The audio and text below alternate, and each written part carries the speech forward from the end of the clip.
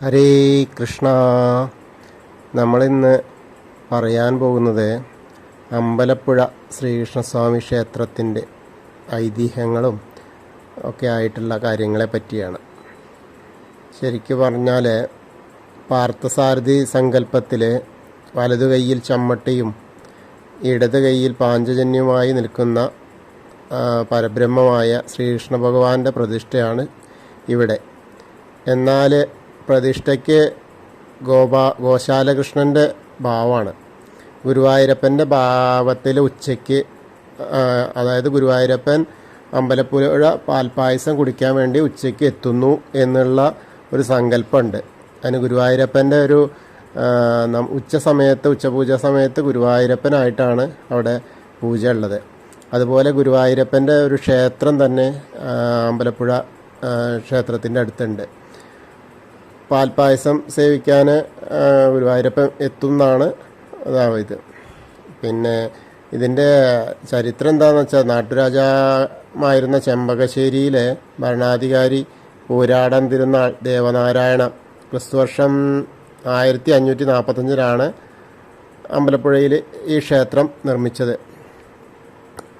അമ്പലപ്പുഴ ക്ഷേത്രപ്രതിഷ്ഠയുമായിട്ട് ബന്ധപ്പെടുത്തി മൂലം നാളിൽ ചമ്പക്കുളം പമ്പാനദിയിൽ രാജപ്രമുഖൻ വള്ളംകളി 1545 മുതൽ അരങ്ങേറുന്നുണ്ട്.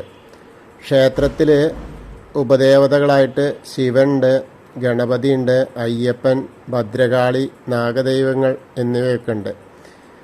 മീനമാസത്തിലെ തിരുവോണം ആറാട്ടായി 10 ദിവസം ഉത്സവം ക്ഷേത്രത്തിലുണ്ട്. ഇവയിൽ 9-ാം ദിവസമാണ് ഏറ്റവും വിശേഷം. കൂടാതെ അഷ്ടമിരോഹിണി, വിഷു എന്നിവയും വിശേഷമാണ്. അതുപോലെ ക്ഷേത്രത്തിൻ്റെ ഐതിഹ്യം എന്താ വെച്ചാൽ, വില്ലുമംഗലത്തെ സ്വാമിയാരാണ് ക്ഷേത്രത്തിന് സ്ഥാനം നിശ്ചയിച്ചത് എന്നാണ്. ചെമ്പകശ്ശേരി രാജാവ് ഒരു ദിവസം സ്വാമിയാരുമൊത്ത് വള്ളത്തിൽ യാത്ര ചെയ്യുമ്പോൾ കർണാനന്ദകരമായ ഒരു ഓടക്കുഴൽ നാദം കേട്ടിട്ട് രാജാവ് ചുറ്റുപാട് നോക്കി. അപ്പോൾ ആരും ഉണ്ടായിരുന്നില്ല. അപ്പോൾ ശ്രീകൃഷ്ണൻ്റെ ഓടക്കുഴൽ നാദമാണ് കേട്ടതെന്നും അവിടെ ഒരു ക്ഷേത്രം പണിയണമെന്നും സ്വാമിയാർ രാജാവിനോട് പറഞ്ഞു. അങ്ങനെയാണ് ആ ക്ഷേത്രം അവിടെ ഉണ്ടായത്. അമ്പലപ്പുഴയിലെ പ്രസിദ്ധമായ ഐതിഹ്യമാണ് നാറാണത്ത് ഭ്രാന്തൻ നടത്തിയ പ്രതിഷ്ഠ. പ്രതിഷ്ഠാ സമയത്ത് അഷ്ടബന്ധം ഉറയ്ക്കാതെ തന്ത്രിമാർ പുതുമനയും കടികക്കോലും വിഷമിച്ചു. അപ്പോൾ ആ വഴി വന്ന നാറാണത്ത് ഭ്രാന്തനോട് അപേക്ഷിച്ചതനുസരിച്ച് അദ്ദേഹം കയ്യിലിരുന്ന മീൻ ശ്രീകോവിലിന് പുറത്തു വെച്ചെന്നും വായിലെ മുറുക്കാൻ തുപ്പി വിഗ്രഹം ഉറപ്പിച്ചെന്നും വിശ്വസിക്കുന്നു. താമ്പൂലം ഒഴുക്കി വിഗ്രഹപ്രതിഷ്ഠ നടത്തിയത് കൊണ്ട് താമ്പൂലപ്പുഴയെന്നും പിന്നീട് അമ്പലപ്പുഴയെന്നും പേര് വന്നതെന്നും പറയപ്പെടുന്നു. ഇതിന് ചരിത്രപരമായ അടിത്തറയൊന്നുമില്ല കേട്ടോ ഈ പറഞ്ഞതിന്. പിന്നെ തന്ത്രിമാരെ പറ്റിയിട്ടും ഒരു ഐതിഹ്യമുണ്ട്. തുടക്കത്തിൽ കടികക്കോൽ മനയിലെ തിരുമേനി മാത്രമായിരുന്നു ഉണ്ടായിരുന്നത്. പ്രതിഷ്ഠിക്കാനായി തയ്യാറാക്കിയ വിഗ്രഹം പ്രതിഷ്ഠായോഗ്യമല്ലെന്ന് പുതുമന തിരുമേനി പറഞ്ഞതിനെ കടികക്കോൽ നമ്പൂതിരി എതിർക്കുകയും തെളിയിച്ചാൽ ആവശ്യപ്പെടുകയും ചെയ്തു. തെളിയിച്ച പാതി തന്ത്രം കൊടുക്കാമെന്ന് പ്രഖ്യാപിക്കുകയും ചെയ്തു. ഉടൻ വിഗ്രഹം തല്ലി തകർത്തു. അപ്പോൾ അതിൽ നിന്നും അഴുക്ക് വെള്ളവും തവളയും പുറത്തു ചാടി. പ്രതിഷ്ഠിക്കാനുള്ള വിഗ്രഹം ക്ഷേത്രക്കുളത്തിലുണ്ടെന്ന് പുതുമന പറഞ്ഞതനുസരിച്ച് കടിയക്കോൽ മുങ്ങി തപ്പിയെടുത്ത വിഗ്രഹം പ്രതിഷ്ഠിച്ചു. ദൈവ നിർമ്മിതമാണെന്ന് പറയപ്പെടുന്ന ഈ വിഗ്രഹമാണ് ഇന്നും അമ്പലപ്പുഴ ശ്രീകോവിലിന് അകത്തുള്ളത്. വളരെ വലിയൊരു കാര്യം തന്നെയാണത്. അവിടുത്തെ രാവിലെ ദർശന സമയം എന്താ വെച്ചാൽ, രാവിലെ 3 മണിക്ക് തുറക്കും, ഉച്ചയ്ക്ക് 12:30 വരെ. പിന്നെ വൈകുന്നേരം 5 മുതൽ രാത്രി 8 വരെ. അതാണ് അവിടുത്തെ ദർശന സമയമുള്ളത്. ഏറ്റവും കൂടുതൽ ലോകപ്രശസ്തമാണ് അമ്പലപ്പുഴ പാൽപ്പായസം. അത് കിട്ടാൻ തന്നെ ഉച്ചയ്ക്കാണ് കൊടുക്കൽ തുടങ്ങുള്ളൂ. കുറച്ച് സമയം മാത്രമേ ഉണ്ടാവുള്ളൂ. വളരെ രസം ആണ്. ഏറ്റവും മനോഹരമായ പായസമാണ്. അത്രയും ടേസ്റ്റാണ്. ലോകത്തിൽ തന്നെ അത്യപൂർവമായിട്ട് കിട്ടുന്ന പായസമാണത്. അപ്പോൾ എന്തായാലും എല്ലാവരും ഗുരുവായൂരപ്പൻ്റെ അമ്പലപ്പുഴ കണ്ണൻ്റെ ആ പാൽപ്പായസം കുടിക്കാനും അവിടെ ചെന്ന് അദ്ദേഹത്തെ കാണാനും ഒക്കെയുള്ള ആ ഒരു അവസ്ഥ എല്ലാവർക്കും സംജാതമായി തീരട്ടെ. എല്ലാവർക്കും ആ ഗുരുവായൂരപ്പൻ്റെ അമ്പലപ്പുഴ കണ്ണൻ്റെ അനുഗ്രഹം ലഭിക്കുമാറാവട്ടെ. ഹരേ കൃഷ്ണ.